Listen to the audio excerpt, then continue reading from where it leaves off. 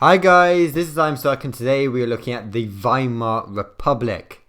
So first of all, we're going to start all the way back in 1914 and about the impacts of the First World War. So in 1914, the Germans were a strong nation. They had a strong army and there was great optimism. However, after World War I, Germany was a mess. So Germany was basically bankrupt, they had a revolution and were very politically unstable. Now, there are also deepened divisions in the German society. So all these major issues led to a change to the Weimar Republic. Now I'll talk about the start of the Weimar Republic. Now in 1918, after the war, the Allies offered Germany peace, but the conditions were that Germany should become more democratic. Now the Kaiser, who ran basically a dictatorship, refused this. Now this led to many revolutions all over the country until on 9th of November 1918 the Kaiser abdicated. Now abdicated basically meant he fled. Now the following day Ebert, he became the new leader of Germany. Now he signed an armistice with the Allies. Now this basically announced a new Germany. So this was freedom of speech, freedom of worship and better working conditions. Now, although this sounds very jolly and very nice, not everyone was happy and many people argued against this. So if we look at the right wing, first of all, many hoped for a return of a Kaiser.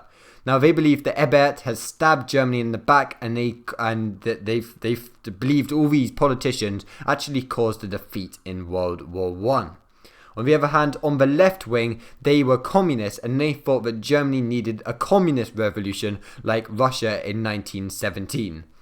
Nevertheless, in 1919, three elections took place and Ebert became the president of the Weimar Republic. But however, as you could probably guess, there were many threats to the Weimar Republic, and one of the left-wing groups were called the Spartacists.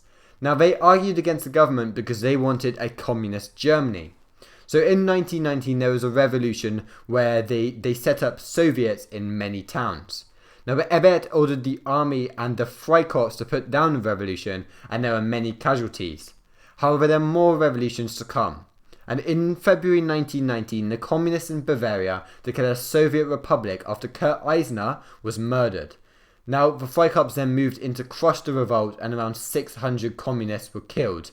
So that's one of the threats to the Weimar Republic from the left-wing side. However, there are also threats from the right. Now, as I just said, the right-wing opponents wanted the Kaiser to return as they had liked his way of dictatorship and the strong army that Germany possessed when he was in control. And in March 1920, there was a Kapp Putsch, where 5,000 Freikorps marched into Berlin and took control. Now, you may have just heard, as I was talking about then, the Freikorps were used with the government against the Spartacists, but here they thought that they could take over the government.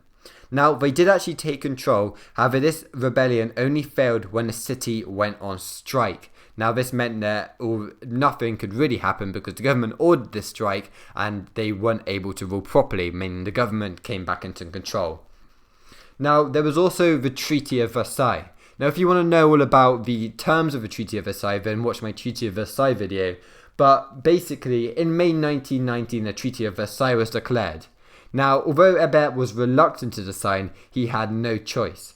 So as a result, many Germans blamed Ebert for the Treaty of Versailles and for ending World War I.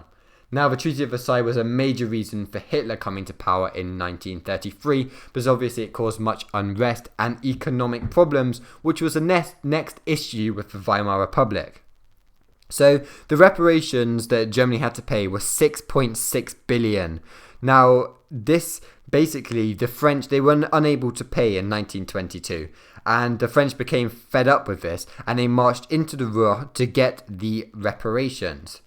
Now the government in Germany actually ordered a strike in the Ruhr, however this simply halted industrial production and caused the collapse of the currency. Now as there was a shortage of materials, the government had to print more banknotes to keep up. Now this basically is hyperinflation, and this is where the currency becomes completely worthless.